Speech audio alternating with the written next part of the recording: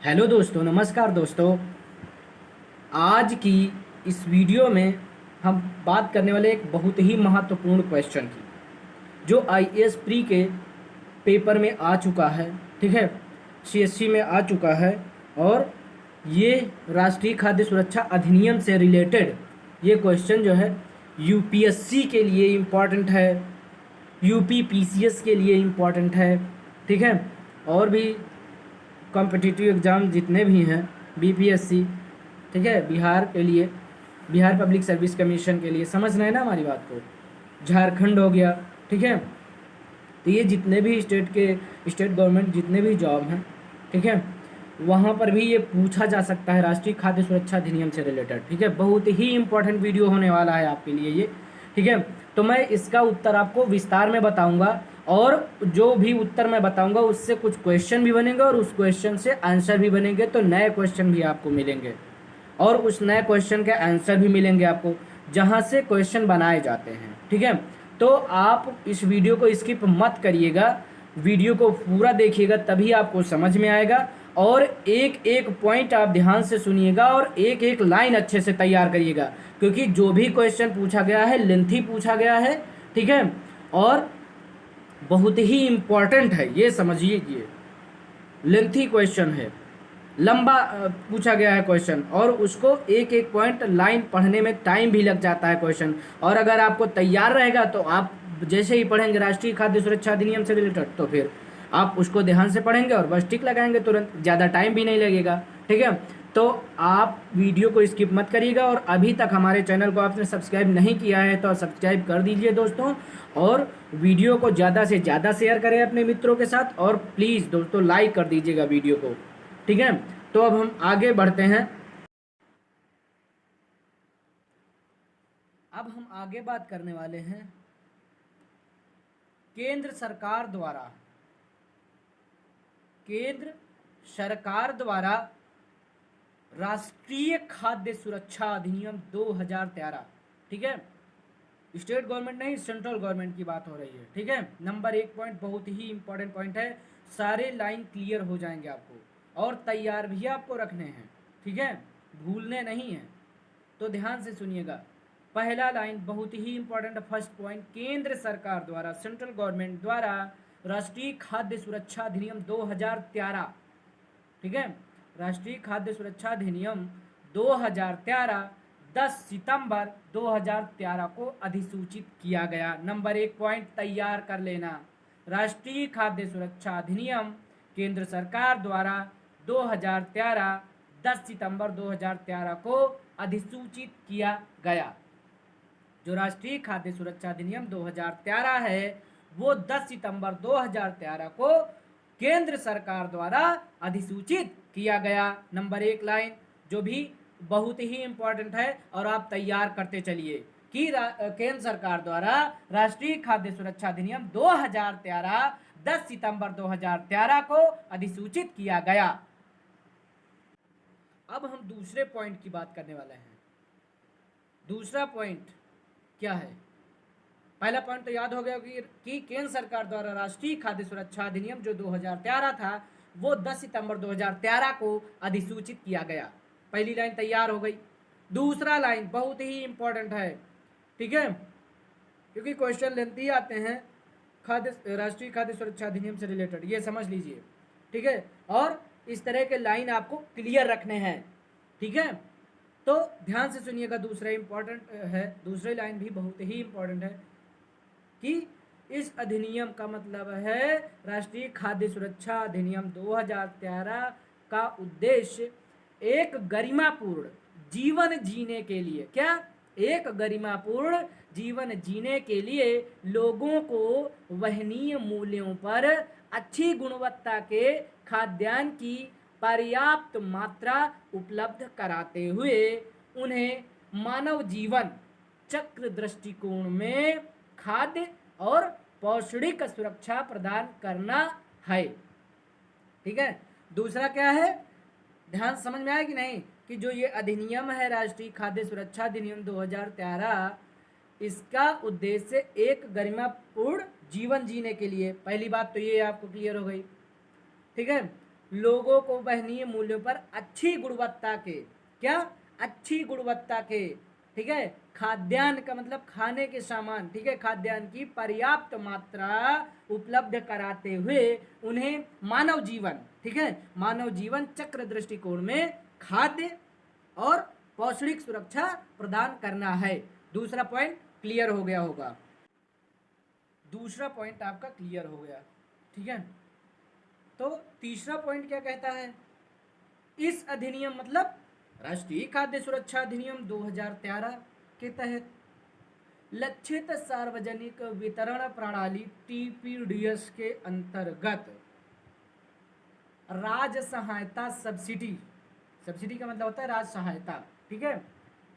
तो लक्षित सार्वजनिक वितरण प्रणाली टीपीडीएस के अंतर्गत राज्य सहायता सब्सिडी प्राप्त खाद्यान्न प्राप्त, समझ रहे हैं ना, राज्य सहायता प्राप्त मतलब खाद्यान्न प्राप्त करने के लिए 75% ग्रामीण आबादी, कितने प्रतिशत, 75% ग्रामीण आबादी और 50% शहरी आबादी के आच्छादित करने का प्रावधान है,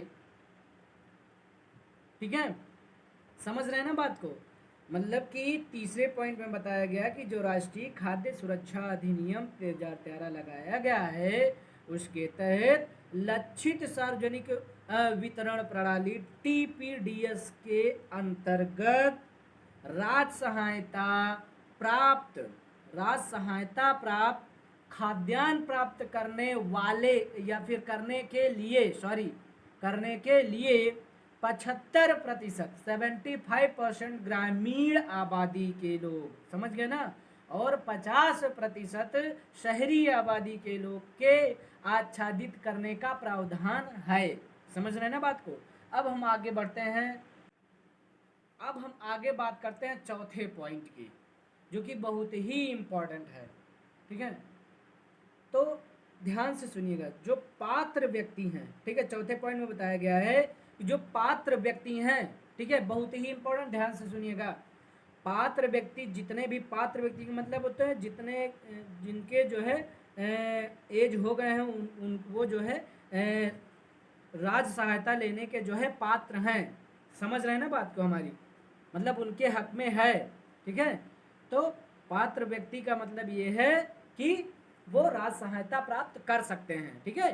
तो पात्र व्यक्ति चावल ऑब्लिक गेहूं स्लैश मोटे अनाज, ठीक है, या ऑब्लिक बोल दीजिए, चावल स्लैश गेहूं स्लैश मोटे अनाज, क्रमशः ध्यान से सुनिएगा, चावल 3 रुपये प्रति किलोग्राम, गेहूं 2 रुपये प्रति किलोग्राम, मोटे अनाज जो हैं, ठीक है, वो 1 रुपये प्रति किलोग्राम के राज्य सहायता मतलब सब्सिडी प्राप्त मूल्यों पर 5 किलोग्राम, कितने किलोग्राम, 5 किलोग्राम खाद्यान्न प्रति व्यक्ति, क्या, प्रति व्यक्ति 5 किलोग्राम खाद्यान्न प्रति व्यक्ति प्रति माह, मतलब हर महीने खाने की सामान जो है प्रति व्यक्ति 5 किलोग्राम, ठीक है, 5 किलोग्राम सामान जो है खाने का सामान प्रति व्यक्ति और प्रति माह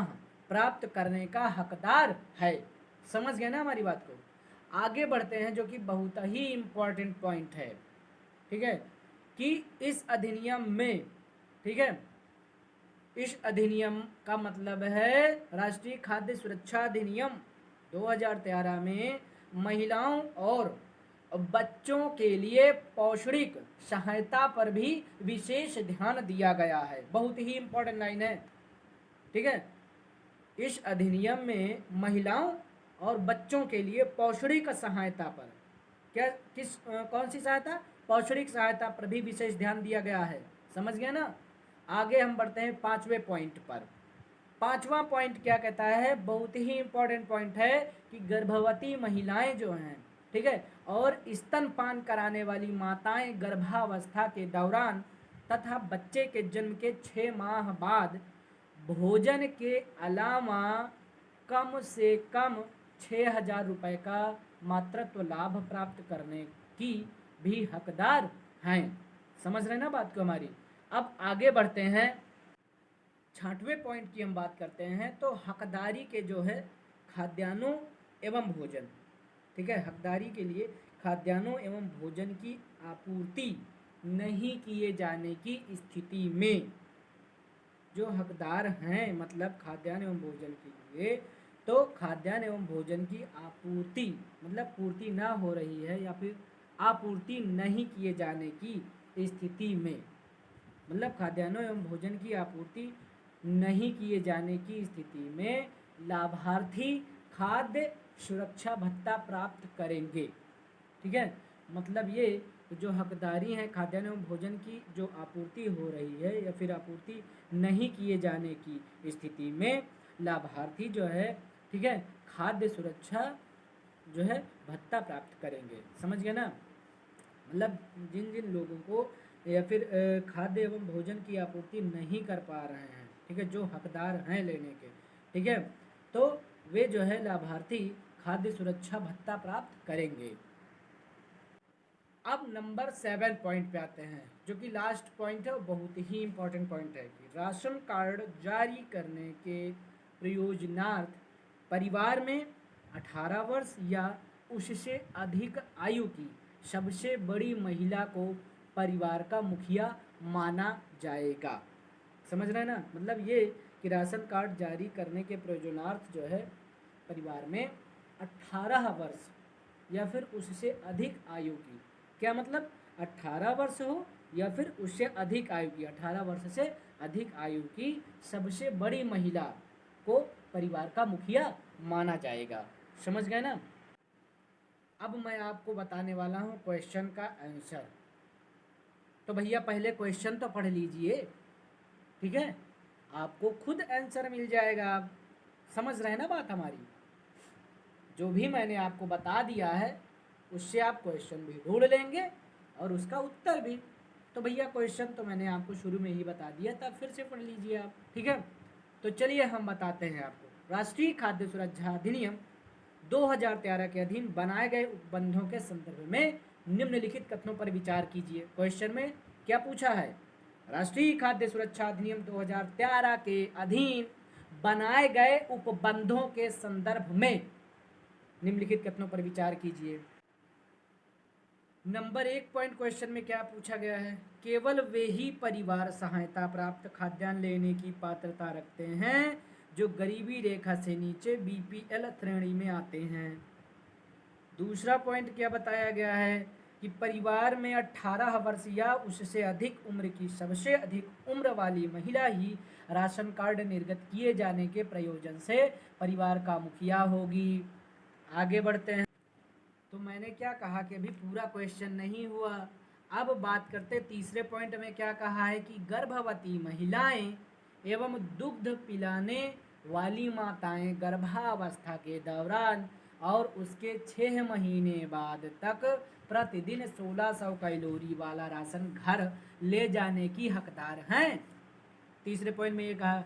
अब पूछा गया कि उपयुक्त कथनों में से कौन सा सही है। तो भैया 1 और 2 पहला विकल्प सही है, बी का मतलब केवल 2 सही है, सी का मतलब 1 और 3 सही है, या डी का मतलब केवल 3 सही है। तो आप बताइए, मैंने आपको पूरा बता दिया है विस्तार में, आप बताइए कौन सा सही है इसमें।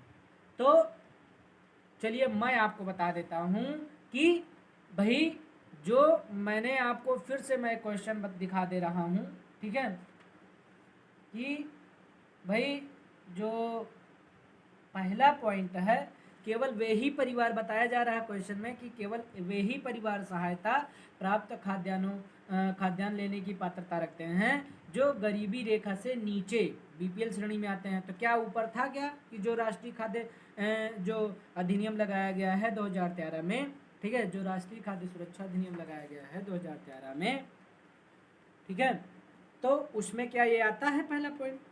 नहीं आता ना, तो ये गलत है, मतलब ये इसके अंतर्गत नहीं है, तो इसका मतलब पहला सही नहीं है। दूसरे की बात करते हैं, परिवार में 18 वर्ष या उससे अधिक उम्र की सबसे अधिक उम्र वाली महिला ही राशन कार्ड निर्गत किए जाने के प्रयोजन से, ठीक है, निर्गत किए जाने के प्रयोजन से परिवार का मुखिया होगी। तो भैया ये तो लास्ट पॉइंट 7 पॉइंट में था, है कि नहीं? ये तो लास्ट ही पॉइंट में था, बहुत ही इंपॉर्टेंट पॉइंट है ये, है ना? तो दूसरा पॉइंट तो सही है भाई कि वो राष्ट्रीय खाद्य सुरक्षा अधिनियम 2013 के अधीन है, तो दूसरा पॉइंट सही है। अब बात करते हैं तीसरे पॉइंट। भाई तीसरा पॉइंट भी पढ़ लेते हैं। पहला पॉइंट तो गलत ही हुआ, ठीक है। तीसरा पॉइंट क्या कह रहा कि गर्भवती महिलाएं एवं दुग्ध पिलाने वाली माताएं गर्भावस्था के दौरान और उसके 6 महीने बाद तक प्रतिदिन 1600 कैलोरी वाला राशन घर ले जाने की हकदार हैं। तो क्या ये था कि गर्भवती महिलाएं एवं दुग्ध पिलाने वाली माताएं गर्भावस्था दौरान और उसके 6 महीने बाद तक प्रतिदिन 1600 कैलोरी वाला राशन घर ले जाने के हकदार हैं? ये तो नहीं था, तो इसका मतलब तीसरा भी गलत है। तो यहाँ पर सही कौन सा है? केवल 2। 1 और 3 तो पूरी तरह से गलत हैं, ठीक है। ये जो है 1 और 3 जो है वो राष्ट्रीय खाद्य सुरक्षा अधिनियम 2013 के अधीन नहीं है। तो कौन सा फिर सही विकल्प सही होगा? यहाँ पर कौन सा विकल्प सही होगा भैया? तो आगे आते हैं भैया, केवल 2, मतलब बी विकल्प सही है। कौन सा विकल्प सही है? बी विकल्प। बहुत ही इंपॉर्टेंट क्वेश्चन है ये समझ लीजिए। और राष्ट्रीय खाद्य सुरक्षा अधिनियम 2013 के अधीन जो है कई क्वेश्चन पूछे गए हैं, ठीक है, जो कि आईएएस प्री में आए हैं, ठीक है, और आगे भी आएंगे, ये समझ लीजिए। तो आप हमारी वीडियो को स्किप मत करिए, पूरा वीडियो देखिए। वीडियो अच्छी लगी होगी ज़रूर लाइक कर देना, लाइक करना नहीं भूलना। और अभी तक चैनल को सब्सक्राइब नहीं किया है आपने तो चैनल को सब्सक्राइब कर लीजिए, ताकि आप इम्पॉर्टेंट वीडियोस देख पाएँ और आप परीक्षा में सफल हो पाएँ, ठीक है। और अपने दोस्तों के साथ ज़्यादा से ज़्यादा शेयर करें और आप हमें प्लीज़ सपोर्ट करें और हमारे चैनल को सब्सक्राइब करना मत भूलिएगा, ठीक है। तब तक के लिए धन्यवाद दोस्तों, नेक्स्ट वीडियो में मिलेंगे और तैयारी बरकरार रखें।